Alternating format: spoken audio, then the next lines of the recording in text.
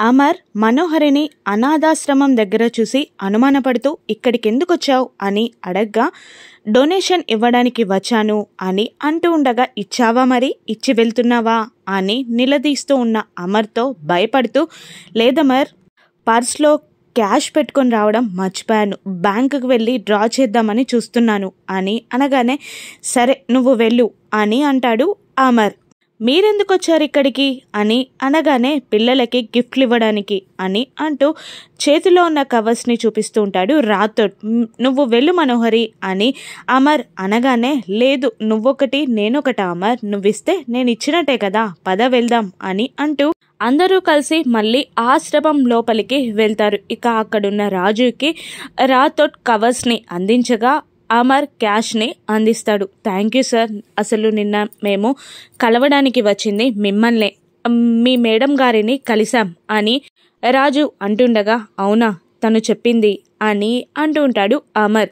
ఆ మేడం గారు కూడా సాయం చేశారు, మీరిద్దరూ చల్లగా ఉండాలి అని రాజు అంటూ ఉండగా మనోహరి కోపంతో రగిలిపోతుంది. ఇంకా ఏదైనా అవసరం ఉంటే కాల్ చేయండి అని అమర్ అనగానే అలాగే అంటాడు రాజు. ఇక అక్కడి నుండి మనోహరి బయటికి వెళ్తున్న మనోహరిని కోపంగా చూస్తూ ఉంటాడు అమర్. మనోహరి గారిని అమర్ సార్ ఎందుకంత కోపంగా చూస్తున్నారు, నిన్నటి నుండి అలాగే ఉన్నారు, నిన్న పిలిపించి ఎంక్వైరీ చేశారు, ఈరోజు కోపంగా చూస్తున్నారు, మనోహరి మేడం గురించి సార్కి ఏదో తెలిసింది కానీ నాకెందుకు చెప్పట్లేదు అని రాథోడ్ అమర్ని చూస్తూ మనసులో అనుకుంటూ ఉంటాడు. లాన్లో ఆరు బాగీని చూసి నవ్వుతూ ఉంటుంది. ఎందుకంతలా నవ్వుతున్నావక్క అని బాగీ ఆరుని అడుగుతూ ఉండగా ఏంటేంటేంటి నువ్వు ఆయన్ని కాంపిటీషన్కి వెళ్ళడానికి ఒప్పిస్తావా అని నవ్వుతూ ఉంటుంది ఆరు. అవును ఎందుకు నవ్వుతున్నారు దానికి అని బాగి అంటూ ఉండగా నేను గుడికి రమ్మంటేనే కారణాలు చెప్తారు, నీతో కాంపిటీషన్కి వస్తారా అని నవ్వుతూ ఉంటుంది ఆరు. ఆ మాటతో బాగి షాక్ అవుతుంది, కోపంగా చూస్తూ ఉంటుంది. గుప్తా గారు కూడా బాలిక చూసి మాట్లాడు అని అంటూ ఉంటాడు. అయినా నవ్వు ఆపుకోలేక పడి పడి నవ్వుతూ ఉంటుంది ఆరు.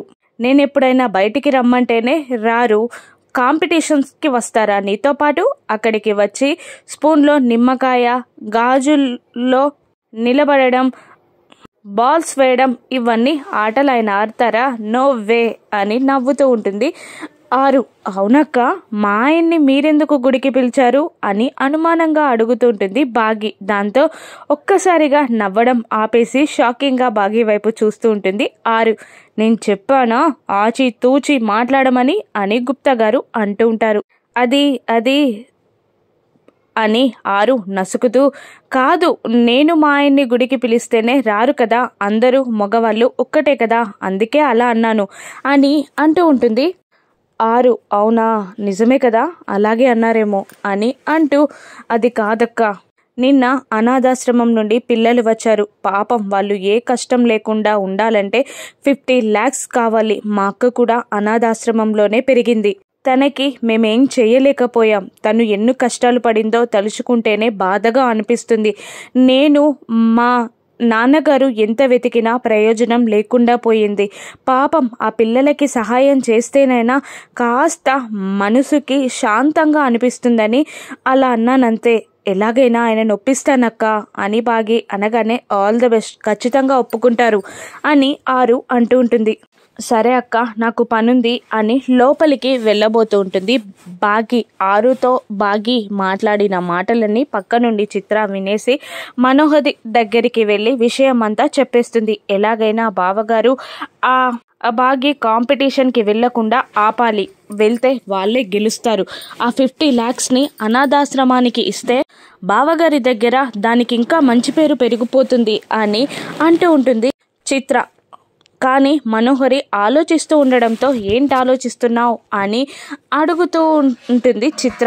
లేదు ఎలాగైనా అమర్ని ఈ కాంపిటీషన్కి వెళ్ళడానికి ఒప్పించాలి అని అనేస్తూ ఉంటుంది మను. నీకేమైనా పిచ్చి పట్టిందా అని చిత్ర అంటూ ఉండగా అలా కాదు అమర్ బాగి కాంపిటీషన్కి వెళ్ళిపోతే రణ్వీర్కి ఇంట్లో ఉన్న అంజలిని తీసుకెళ్లడం చాలా సులువవుతుంది. కాంపిటీషన్ నుండి వచ్చే వరకు అంజలి మాయమైపోతే ఇదంతా బాగి కాంపిటీషన్కి తీసుకెళ్లడం వల్లే జరిగిందని ఇంట్లో నుండి గెంటేయడానికి మంచి ఛాన్స్ దొరుకుతుంది. పైగా అక్కడ నువ్వు వినోద్ వెళ్తారు కాబట్టి కాంపిటీషన్లో వాళ్ళు గెలవకుండా నువ్వే ఆపాలి అని అంటుంటుంది మను. ఏంటి అని చిత్ర అంటూ మేము కూడా కాంపిటీషన్కి వెళ్ళాలా అని అడుగుతూ ఉంటుంది. అవును అని మను అనగానే అలాగే నా తెలివితేటలతో మేమే గెలిచేలా చేస్తా, ఆ 50 lakhs నేనే కొట్టేస్తా అని చిత్ర అంటూ ఉండగా నీ తెలివితో నువ్వు గెలవడం అసాధ్యం, కానీ వాళ్ళు గెలవకుండా నువ్వు గెలిచేలా నేను ప్లాన్ చేస్తాను.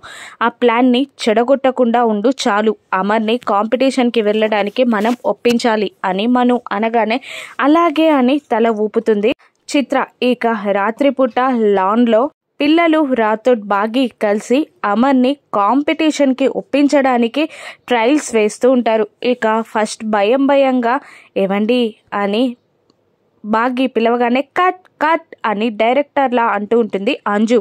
నువ్వు నాన్నకి భార్యవి, అలా అడగడం ఏంటి, చెప్పాలి అని అనగానే కోపంగా ఆర్డర్ వేసినట్టు మాట్లాడుతూ ఉంటుంది బాగి.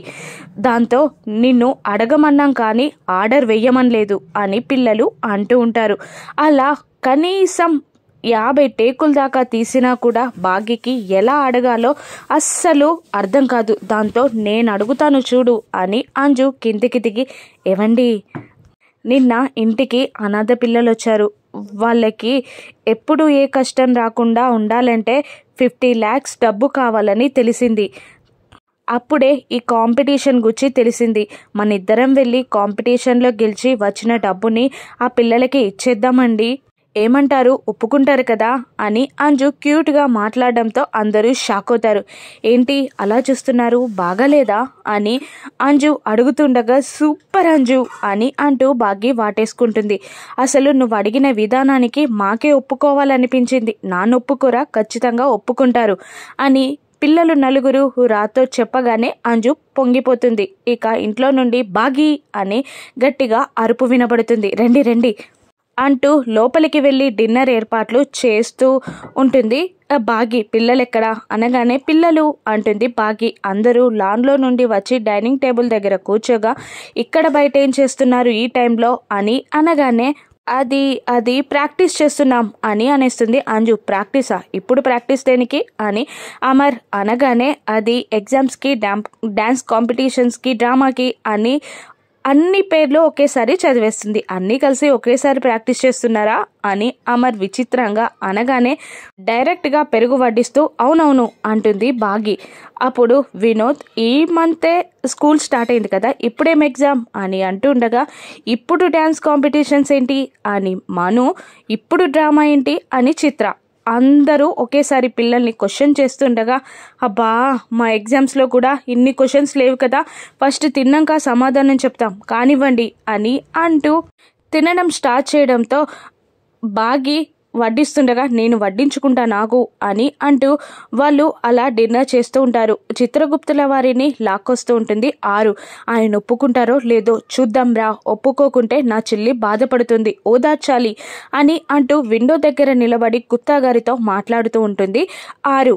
అమర్ ఒప్పుకుంటాడా, అమర్ని ఎలా ఒప్పిస్తారు అందరు కలిసి రాను ఎపిసోడ్స్లో చూద్దాం. Thank you for watching.